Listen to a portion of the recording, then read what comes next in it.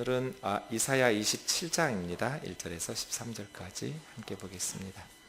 이사야 27장.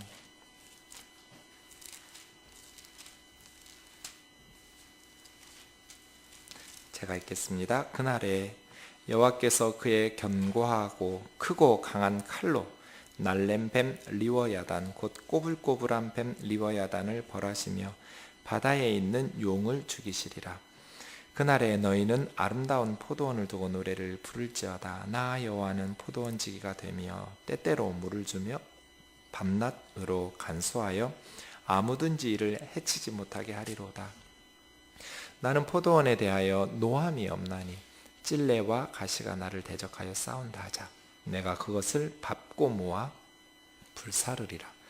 그리하지 아니하면 내 힘을 의지하고 나와 화친하며 나와 화친할 것이니라. 후일에는 야곱의 뿌리가 박히며 이스라엘의 움이 돋고 꽃이 필 것이라. 그들이 그 결실로 지면을 채우리로다. 주께서 그 백성을 치셨던들 그 백성을 친 자들을 치심과 같았겠으며 백성이 죽임을 당하였던들 백성을 죽인 자가 죽임을 당함과 같았겠느냐. 주께서 백성을 적당하게 견책하사 쫓아내실 때 동풍 부는 날에 폭풍으로 그들을 옮기셨느니라.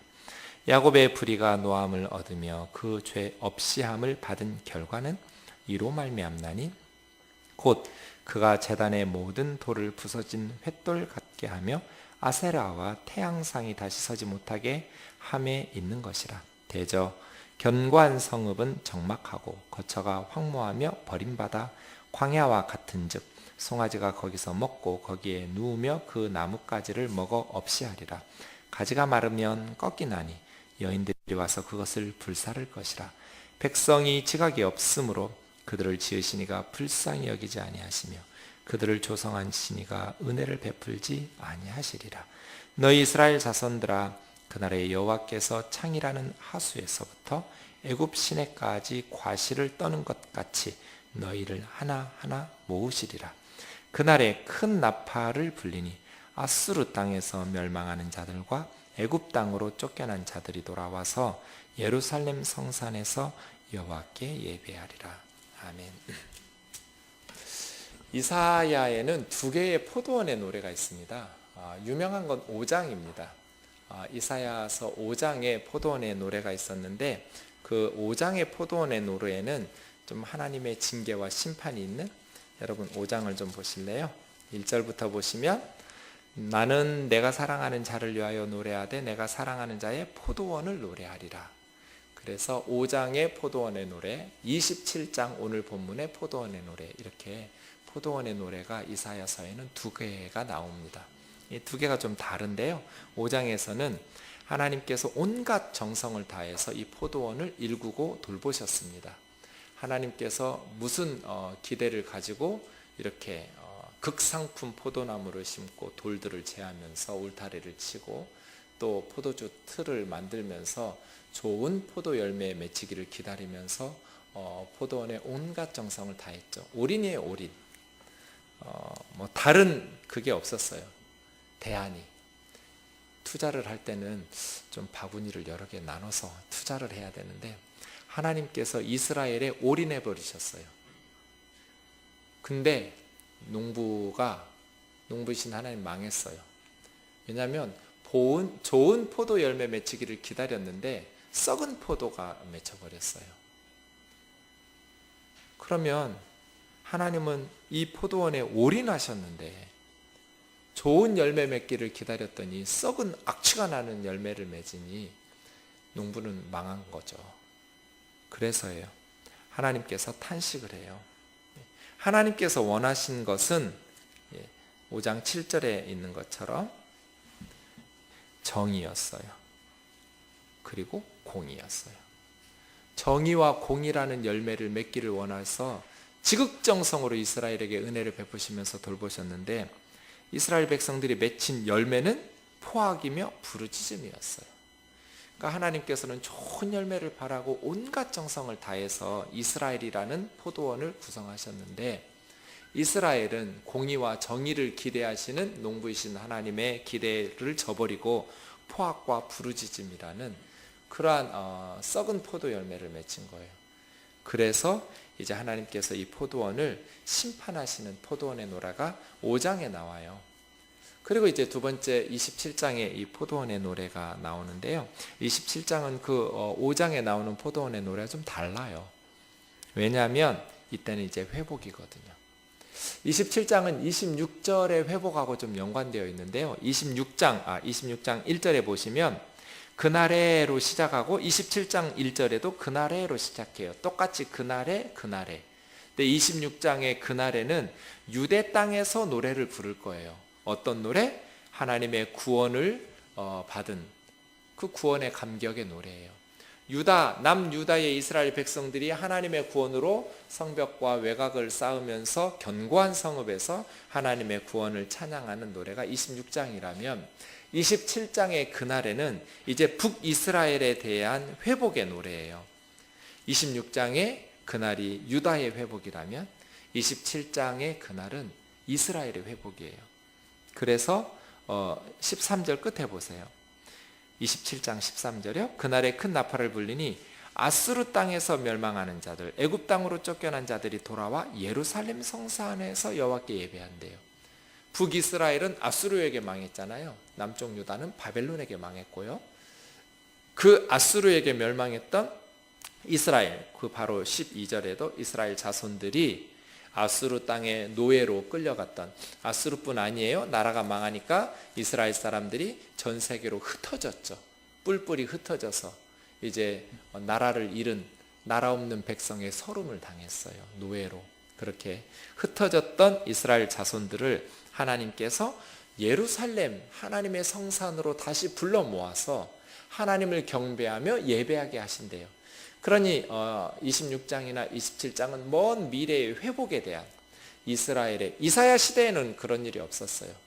이사야 시대가 아니라, 이사야는 지금 환상종에, 그래서 이사야 24장에서 27장까지 이사야 묵시록이에요. 이사야 선지자가 환상을 보는 거예요. 먼 미래에 이스라엘의 회복된 그러한 날들을 환상 속에서 보면서 메시지를 전하는 것이죠. 그것이 이제 27장인데요. 그 이스라엘의 회복을 노래하면서 포도원의 노래를 부르게 되는 것입니다. 1절부터 좀 보겠습니다. 그날에, 이 그날은 어떤 날이냐면 여호와께서 그의 견고하고 크고 강한 칼로 날래고 꼬불꼬불한 뱀 리워야단이에요. 리워야단은 날랜 뱀이면서 꼬불꼬불한 뱀이에요. 그러니까 이 날래고 꼬불꼬불한 뱀 리워야단, 그리고 바다에 있는 용을 죽이시는 날이에요. 그날이. 그러니까 그날은 이 날래고 꼬불꼬불한 뱀 리워야단과 바다에 있는 용은 뭐겠어요? 하나님의 창조 질서의 반역을 일으킨 악의 세력이죠. 혼돈의 세력, 무질서와 파괴의 상징이에요. 하나님의 뜻을 반역하는. 그래서요, 이 그날은 우주적인 반역의 세력, 악한 사단의 권세를 멸하시고 죽이시는 날이에요. 하나님의 계획을 막아서서 하나님의 구원 역사를 회방하는 어둠의 영, 어둠의 세력들을 날카로운 칼로, 강하고 견고한 칼로 죽이시는 날, 그런 날이에요. 우주적인 반역, 세상을 지배하는 악의 권세, 하나님의 창조 섭리와 하나님의 구원의 계획을 회방하는 그러한 어둠의 영들을 하나님께서 벌하시는 날, 그날 이제 백성들이 노래를 부를 거예요. 그것이 이제 2절에서 6절입니다. 그날에 너희는, 그렇게 하나님을 반역하고 대적하는 세력들이 죽임을 당하니까 하나님의 백성들은 어떻게 되겠어요? 아름다운 포도원을 두고 노래를 부를지어다. 아름다운 포도원은 하나님의 기쁨이 되는 이스라엘, 하나님의 백성들을 말해요.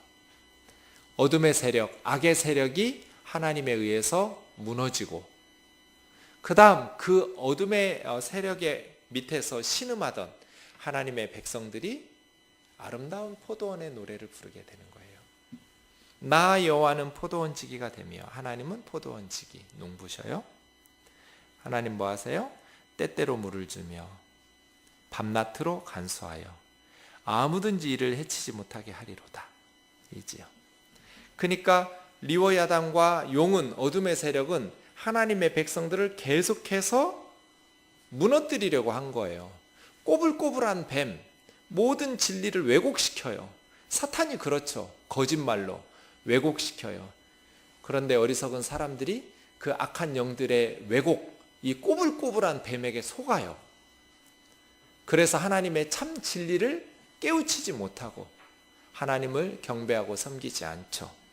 그러나 하나님께서 그 왜곡되고 꼬불꼬불한 뱀들을 죽이시고, 그리고 아름다운 하나님의 포도원, 하나님의 백성들, 그 가운데 이제 신음하고 있던 그 백성들의 벌이 끝난 거잖아요.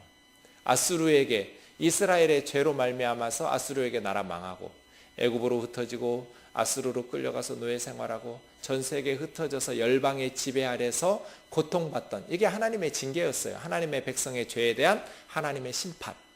그 하나님의 심판이 이제 끝난 거잖아요. 그러면 다시 이제 하나님의 백성들이 돌아와 예루살렘 시온산에서, 거룩한 하나님의 성산에서 하나님을 경배하게 될 때의 노래예요. 악의 세력은 심판을 받고 하나님의 백성들은 회복되어서 하나님을 경배할 때, 하나님은 포도원 지기가 된다. 세 가지 하죠. 때때로 물을 주고 밤낮으로 간수하며 누구도 해치지 못하도록 보호하신다. 지난 주말에 우리 집사님이 고추 모종이 37개가 있으니 원하는 사람 가져다 줄 터이니 신청하시오 그랬어요. 그래서 제가 갑자기 그런 공지를 보는 순간, 농부의 아들인 내가 드디어 농부가 되는 건가 생각하면서 5모만 주세요 그랬어요. 그래서 주일에 고추 모종 5개를 받았어요. 그런데 한 번도 키워본 적이 없잖아요. 저희 부모님이 농부지 저는 농부가 아니잖아요.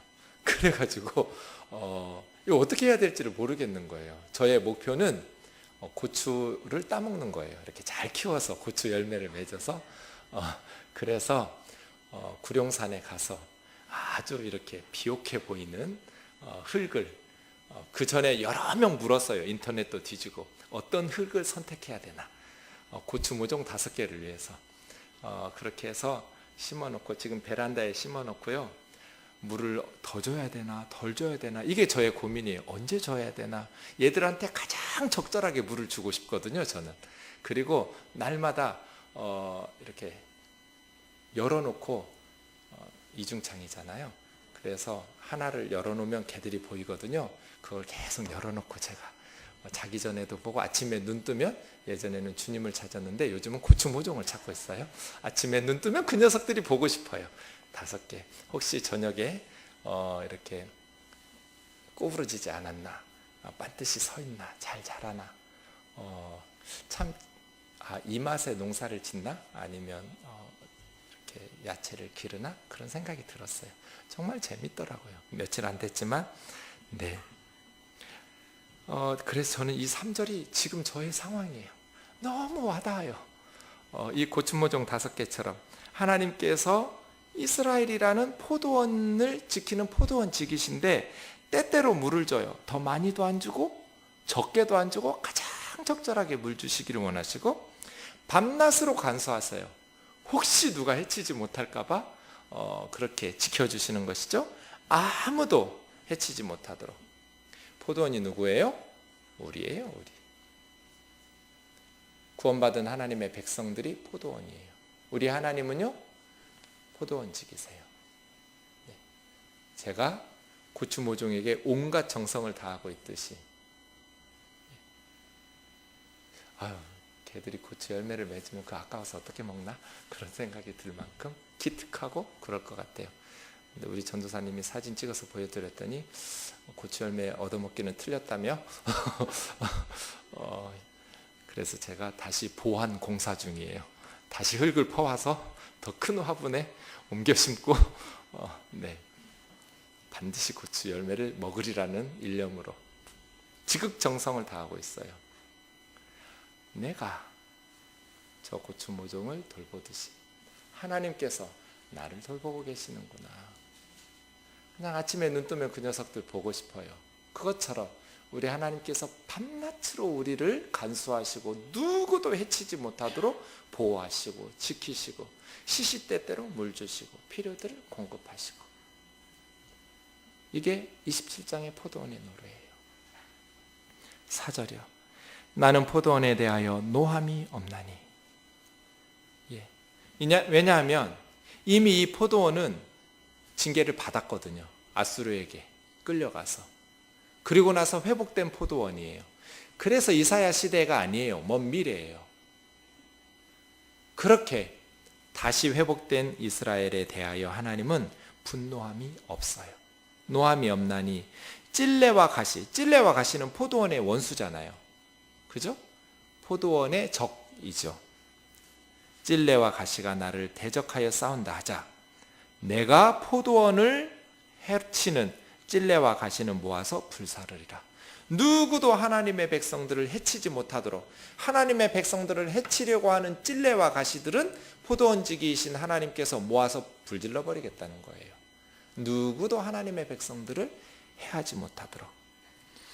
그리하지 아니하면 내 힘을 의지하고 나와 화친할지며, 찔레와 가시에게 말하는 거죠. 너희들 내가 모아서 불지르기 전에 나랑 화친하는 게 좋아 하고 찔레와 가시들에게 말하는 거죠. 너희들, 내 자녀들, 내 백성들, 너희들이 괴롭히고 위협하고 박해하고 협박하려고 하는데 내가 니들 다 모아가지고 불사르는데 집어던지기 전에 나랑 화친하는 게 좋아, 내 말 듣는 게 좋을걸 하고 포도원지기이신 하나님께서 말하는 것이죠. 네. 나와 화친할 것이니라. 이스라엘을 해치려는 무리들은 하나님께서 용납하지 않겠다는 거예요. 생각 바꿔서 하나님의 백성과 화친하지 않으면 하나님께서 직접 모아서 불사를 거야 라고 말씀하시는 거죠. 후일에는 야곱의 뿌리가 북이스라엘이에요. 이스라엘 사람들이 후손들이죠. 야곱의 후손들이니까 야곱의 뿌리가 박히며 멀리 흩어졌던, 열방에 흩어졌던 이스라엘 백성들이 고향으로 돌아와서 뿌리를 내려요. 이제는 회복된다는 것이죠. 그리고 뿌리 내리고 거기서 이스라엘이 um이 나더니 싹이 나고 꽃이 피어요. 그리고 열매 맺어요. 그런데 그 열매로 온 지면을 채워요. 그러니까 이스라엘이 회복되면 이스라엘만 회복되는 것이 아니라 세계가 회복되는 거예요. 한국 교회가 회복되면 한국 교회만 회복되는 것이 아니라 온 지면에 열매를 맺게 될 거예요. 세계 선교가 일어나는 거예요. 그 정상이죠? 네. 그래서예요. 후일에, 그날이 되면, 후일이 되면 이제 하나님의 백성들이 하나님의 징계에서 벗어나서 뿌리를 깊이 내리고 um이 돋고 꽃이 피고 온 지면에 열매를 맺게 될 것이다. 이죠. 이 포도원의 노래예요. 이런 포도원의 노래.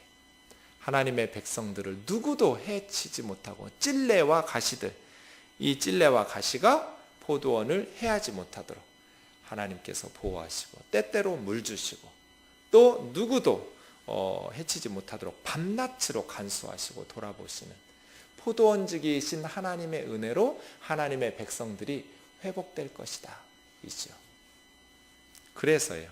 5장의 포도원의 노래가 이스라엘의 죄로 말미암아 징계받는 하나님의 심판의 노래라면 27장의 포도원의 노래는 위로받는 포도원의 노래예요. 이제 하나님의 징계가 끝나고 다시 고향 땅으로 돌아와서 깊이 뿌리 내리면서 꽃이 피고 열매를 맺어가면서 하나님의 돌보심을 받는 위로의 노래, 이게 27장의 포도원의 노래입니다. 그러면 어떻게 이런 역사가 일어나는가? 7절에서부터 13절까지가 그 대답입니다. 어떻게 해서 이런 일이 있을 수 있어? 라는 질문에 대한 대답이죠. 주께서 그 백성을 치셨던들 그 백성을 친 자들을 치심과 같았겠으며 백성이 죽임을 당하였던들 백성을 죽인 자가 죽임 당함과 같았겠느냐? 이 무슨 말이에요? 하나님께서 하나님의 백성을 치셨어요. 근데 하나님께서 하나님의 백성을 치셨다고 한들 하나님의 백성을 쳤던 아수르, 애굽, 바벨론, 모압, 암몬, 페르시아 이런 나라들을 치신 것과 같이 치셨겠느냐는 거예요. 네. 하나님은 하나님의 백성들을 치실 때 하나님의 백성들을 죽으라고 치지 않아요. 그럼 무슨 뜻이에요? 8절이요. 주께서 백성을 어떻게 견책하셨어요? 적당하게.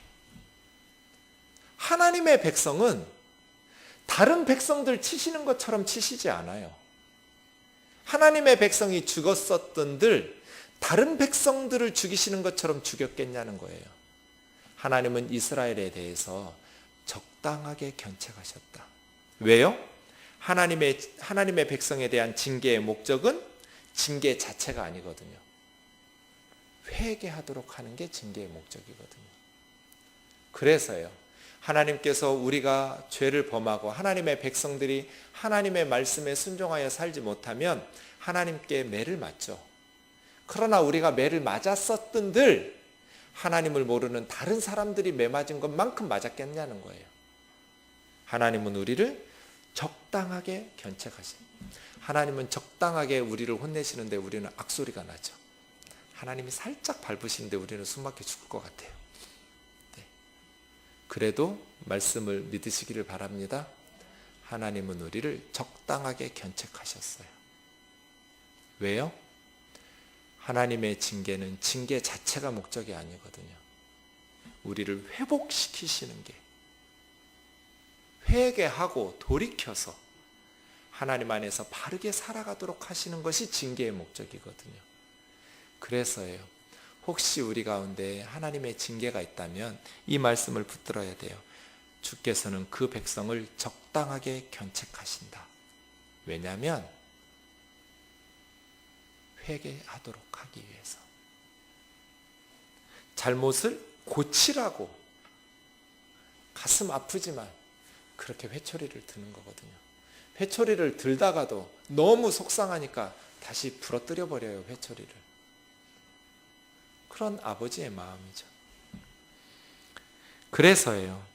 7절 다시 보세요. 주께서 그 백성을 치셨은들 그 백성을 친 이방인들을 치심과 같았겠으며 그의 백성이 죽임을 당하였던들 그 백성들을 죽인 자가 죽임 당하는 것처럼 같았겠느냐.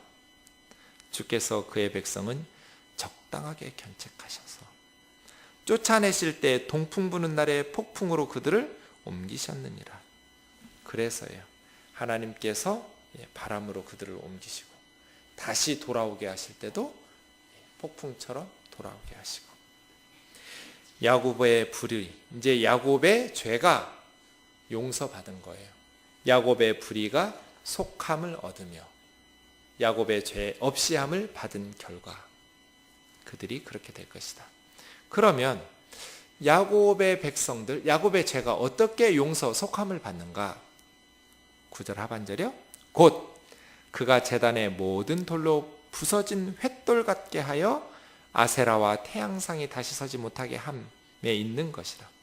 그러니까 야곱이 어떻게 회복되냐면, 이스라엘이 어떻게 해서 죄 없이함을 받을 수 있냐면 우상 숭배가 사라진 거예요. 더 이상 아세라와 태양상이 존재하지 못하도록 우상 숭배하던 바벨론 포로 후에 이스라엘의 신약 시대에 없어진 거 있어요. 구약에 지긋지긋하게 많이 나오는데 신약 성경 펼치자마자 70년 동안 바벨론에서, 그 전에 아수르에게서 북이스라엘은 망했고요. 그리고 나서 돌아온 후 신약 시대에 이스라엘 백성들에게 사라진 죄가 있어요. 우상 숭배예요. 바벨론 포로 이후에 이스라엘에는 적어도 눈에 보이는 아세라와 바알 이런 우상 숭배가 없어요. 구약에는 계속 우상 숭배하잖아요. 그렇죠? 가나안의 신들을 섬겼어요. 그런데 하나님의 징계 후에, 나라가 망한 후에 우상 숭배가 사라졌어요. 물론 다른 방식의 죄들이 있어서 예수님으로부터 책망을 받기는 하지만 말이에요.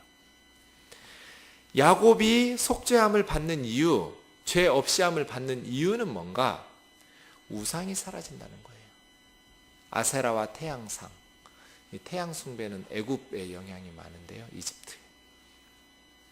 아세라는 북쪽 두로와 시돈에서 들어왔어요. 10절이요. 대저. 왜냐하면 견고한 성읍은 적막하고, 견고한 성읍은 이스라엘을 무너뜨렸던 아수르와 바벨론을 말해요. 아수르와 바벨론, 이 견고했던 성읍들, 세계를 호령하던 제국들, 적막하다라는 건 뭐예요? 나라 망했다는 거예요. 번성하면 사람들이 우글우글 하겠죠.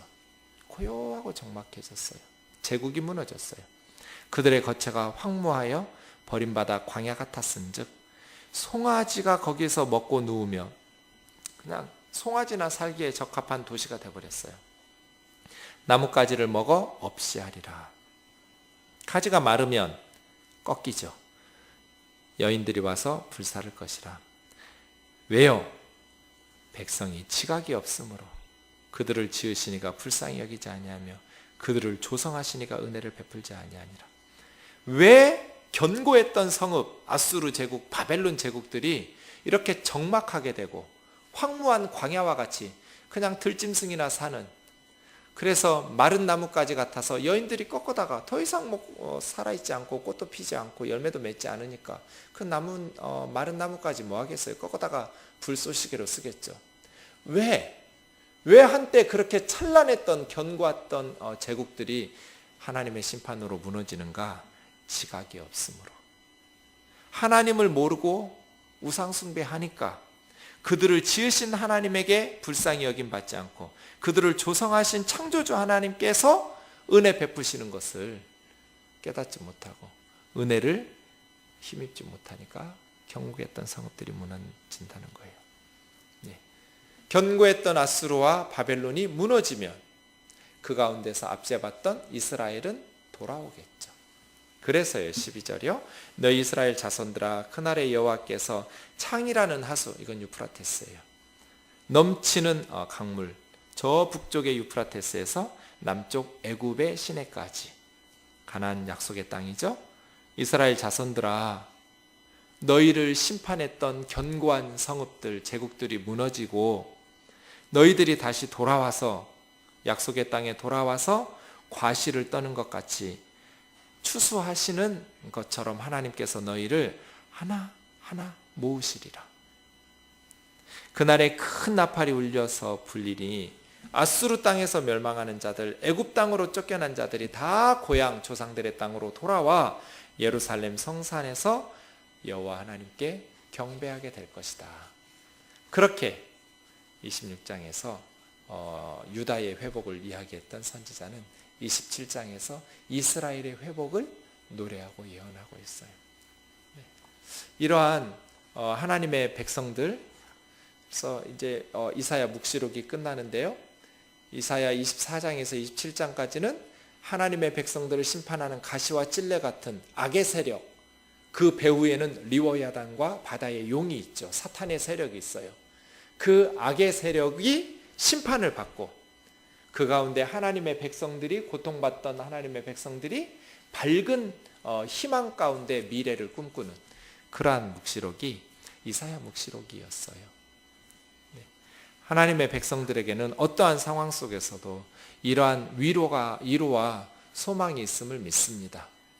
우리 하나님의 백성들이 희망 가운데 용기를 잃지 말아야 될 이유가 여기 있습니다.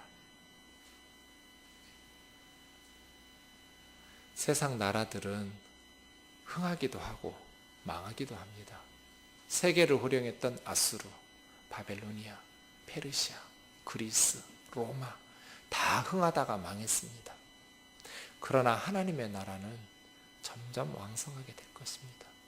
주님께서 하나님의 백성들은 적당하게 견책하시며 그 백성들을 회개하게 하시고 우상 숭배를 고치시고 죄악되고 잘못된 것들을 고치시고 그렇게 하나님의 성산에 모여서 거룩한 예배를 하나님 앞에 드릴 수 있도록 회복시켜 주실 것을 믿습니다. 저 북녘 땅이 그러할 줄 믿습니다. 저 열방의 하나님의 백성들이 그러할 줄로 믿습니다. 하나님께서 그 백성들을 회복시키시는 일에 귀하게 쓰임받는 우리 모두가 되기를 원합니다. 같이 기도하겠습니다.